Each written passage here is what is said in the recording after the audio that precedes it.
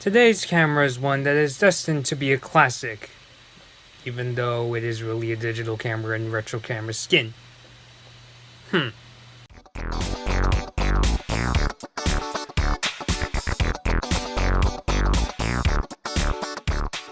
What is up, everybody? Blood Moon Bobby here, talking about another camera today. Let me just, if I can, get these bookmarks out of the way. I solved it. I did something at the start of the video. I got rid of that list of bookmarks. And what you are looking at is probably the last time you're going to see a camera first impressions video in this kind of format. Going forward, I'm probably going to be recording my first impressions through audio, and you'll just be seeing a list of the basic specs of the camera, or really any gadget I'm going to be talking about. Starting with the iPhone 8, I think it'll be the first time I'm gonna do a video where you're not gonna see me or really the press release. I'm just going to read a list of basic specs and give you my thoughts. So hopefully I'll keep this short today. So the Fujifilm X-E3, a rangefinder style ultra compact mirrorless camera. Yes, I just read that off the press release. Going in, I should probably talk a little bit about my photography experience. If you're wondering, why do I talk about, tech and cartoons in the same channel? Well, that's because in terms of my photography experience, I've actually been doing photography for the last 7 years, and if you're wondering what camera I use a Nikon D7000 and D300S SLRs. Over the last few years, I've been trying to buy more professional lenses. I shoot sports, press photography. I just photographed a DACA protest at my college, and I also do filmmaking. I was going to have a video up on the Long Beach Comic Con as of this recording, but I had to take it down because I got not one of the names wrong, but it will be back up once I make that name change. I'll probably do that after I get done with this video. So anyway, focusing on the Fujifilm X-E3, I've always had a fascination with Fujifilm's mirrorless cameras. It's so weird how I know Fujifilm used to be a really big name in like rangefinders and SLRs. And when I started doing photography, Fujifilm was but a compact camera company. Like, they were mainly known for, the fine pix cameras, the XP cameras, the HS10, their 30x mega zoom was a new camera when I first came on the scene. So, and then a couple years into it, Fujifilm starts the X series, which are these retro style prosumer cameras. I'm pretty sure there's professionals out there that really like these cameras, especially ones that want to harken to the golden ages of photography. So I will say, of the companies that try to recapture the retro days of rangefinders and old-style SLRs, I'd say Fujifilm comes closest, like even more than Olympus, I would say. Yes, there's modern features, like in the X-E3, you got, for the first time, Bluetooth Low Energy for doing things like remote shooting from your smartphone. It's got a touchscreen. But when you look at if I can get this up, I can't get it up, unfortunately. Let me actually try downloading this.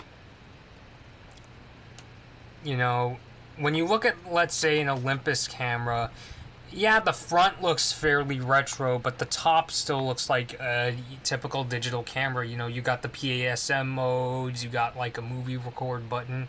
On a Fujifilm, wow, can't really get that much close. That's hard to see, but I think you can tell. You have an old style shutter button where it looks like that hole in the center. You can put a cable if you want to do remote shooting that way. And you got an exposure compensation dial. And something you don't often see on digital cameras is a shutter speed dial, which might be tough to use because it's kind of hard to see here, but that shutter speed dial is in full stop increments. So on most digital cameras, shutter speed is done through what we call third stop increments, where, like, let's say if you were to take a picture, you would choose speeds from, let's say, 250, like you would have 2/50th of a second, 3/20th of a second, 400th of a second, and then you get to 500ths of a second. Are you writing this down? Whereas on a full stop camera, you would be going from 250 to 500. That's a full stop. So you wouldn't have the three numbers of shutter speed that lead up to 500. So you wouldn't have a 320 or 400th of a second. You would just go from 250 to 500 to 1000 to 2000 to 4000 and so on and so forth. And yes, if you're using one of Fujifilm's mirrorless lenses that have an aperture dial, aperture is also done in full stop increments. I'm honestly kind of interested with that. I know the only ones who are really going to pick that up are your super experienced photographers, like they've been shooting in the film days with rangefinders, or even if they are shooting with rangefinders now with something like a Leica M10, or people who are starting off with these kind of cameras and want to get started with something that's a little more classical.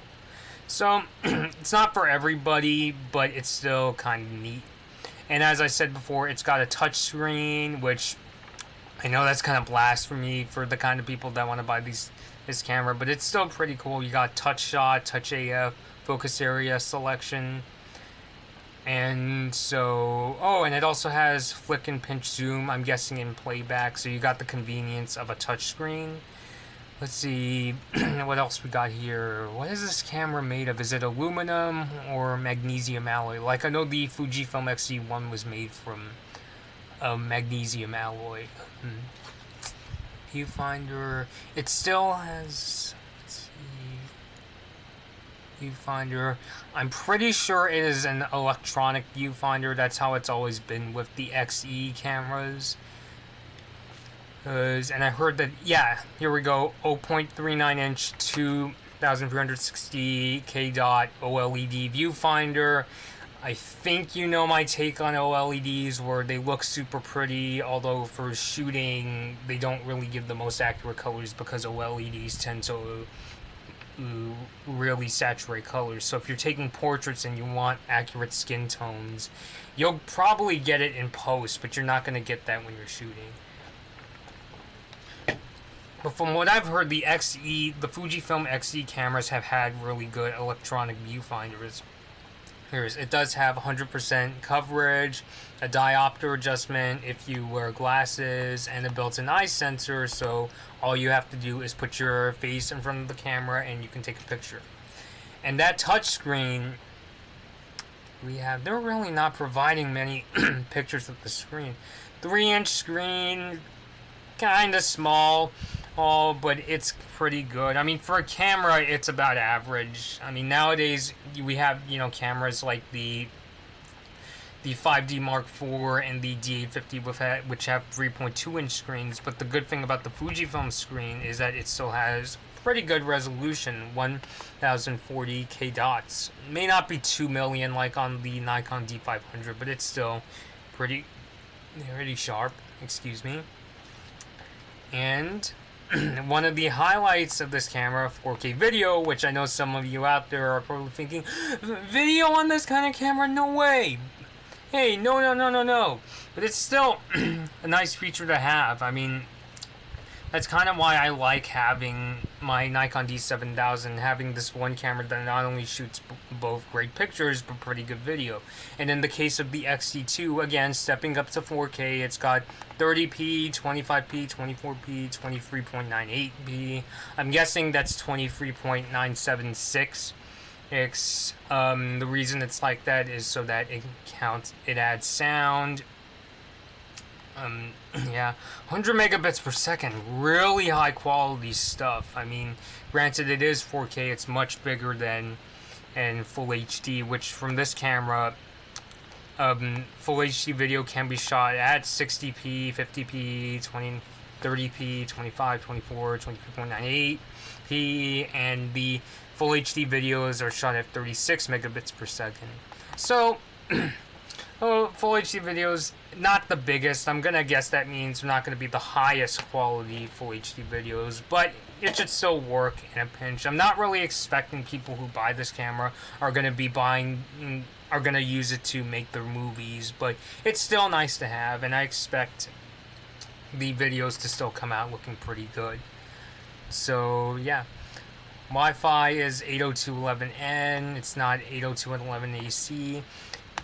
802.11n Wi-Fi should still work pretty decently. I have an 802.11n router at my house, and it works. I mean, if you're gonna be, well, I imagine you're gonna be using this camera to transfer pictures to your smartphone, so it should still work out well. Bluetooth 4.0 again uses Bluetooth Low Energy, so when you're using the Fujifilm's app, it uses Bluetooth Low Energy to connect to your camera, and as the name implies, it doesn't use a ton of your battery power to do that. Battery life, come on, X series. These 350 photos, it's not really good. But I personally think a camera should have at least 500 photos, if not at least something in the range of like 900 to 1,000 photos per charge. So, I mean, it should be enough to get you by. I mean, 350 frames though, that's how many photos my first digital camera could take before it died. So, not great, probably not the worst of the worst, but still, come on, Fujifilm. And the X-E2 has ISO up to 51,200, which is kind of typical for this kind of a camera. It uses the X-Trans CMOS 3 sensor. I'm pretty sure that means there's no optical low-pass filter, or which, you know, that's great for landscapes, but if you're taking portraits, you might get some moire, which are these wavy lines and false colors. So if you're going to buy this camera, just know you're going to have to do some editing if you take portraits. So, let's see, did they talk about the sensor? X-Trans, here's a large, has a phase detection AF sensor. Hopefully that means the autofocus has been good. I know the X series camera's autofocus is kind of hit or miss, so I'm hoping when they say phase detection, it means it's going to be faster. Or which, you know, that's usually the case when it comes to phase detection. So the X-E3 has 5 frames per second live view shooting, which is okay. I mean, it's good enough for kids or pets, but you're not going to be going to a football game with this camera. Which, would you want to take this camera to a football game and be like the old man compared to everyone else who's using DSLRs? I mean, I should be setting examples, but yeah, but still, 5 frames per second. Isn't it weird? I thought the Xe1 had like 6 frames per second, which was, you know, pretty decent for sport shooting. But yeah, I mean, 5 frames per second, what can you do? So what else is there? It uses Fujifilm's X mount. There are now 25 lenses. There's a new one called the 80mm f2.8, which has OIS. I'm guessing WR means it's water resistant. So yeah, I've seen the prime lenses that the Fuji X series offers, and looks pretty good.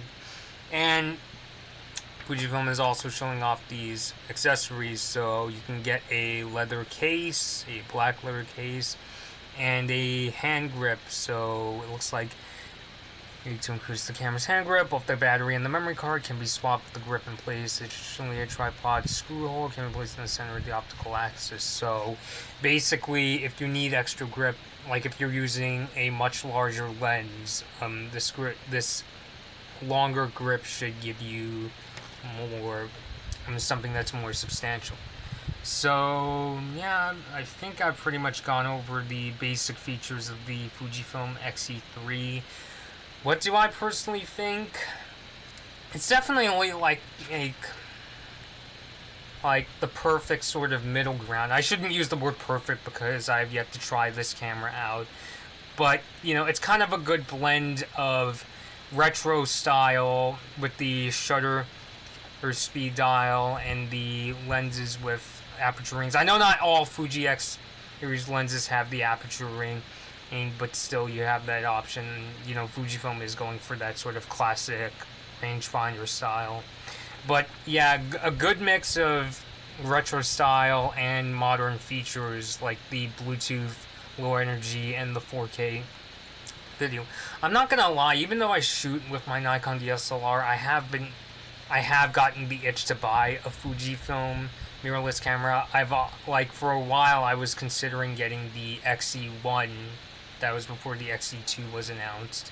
But yeah, I always felt like this is the kind of camera I would use to try out like street photography, like, or even do like, let's say, a macro flower photos or even portraits. Because I'm not gonna lie, when I take my D7000 out to do when I go to take pictures, like when I go to a community garden and take pictures of flowers there, I always like using the quiet mode. Not only because I don't want people around me to hear I'm taking a picture, but also it kind of gives that, you know, sort of rangefinder shutter sound, that really quiet shutter. So, yeah, geez, I dribble on. So, we're all pretty impressed with the X-E3. Doesn't look like it comes with a built-in flash, so, which is weird. I thought because I know I keep harking back to the X-E1, but the X-E1 had a pop-up flash in the center that you could bounce, so now I'm guessing you have to buy an external flash to compensate. But aside from that, which I'm pretty sure a lot of people would rather have the external flash, I'm pretty pleased with this camera. I mean, because like I would even consider buying it myself if I had, you know, money to spare. I just bought a new MacBook Pro. Oh, not the latest model, but you know, I'm trying to replace this computer, so it's for something more powerful. But God, I dribble on way too much. So I'm pretty impressed with Fujifilm X-E3. Has a good amount of features. And yeah, if I ever get the chance to try it out, I'll let you guys know. So thank you guys for watching. Please like this video or dislike it. I'm going to have my Long Beach Comic Con video up shortly. It should be out around the same time you guys see this video, the Fujifilm video. And the next time you see a first impressions video, expect it to be a lot shorter. I'm only going to tackle the basic features, and I'll be a lot quicker with my thoughts. So yeah, please subscribe to Blood Moon Bobby, and thanks for watching.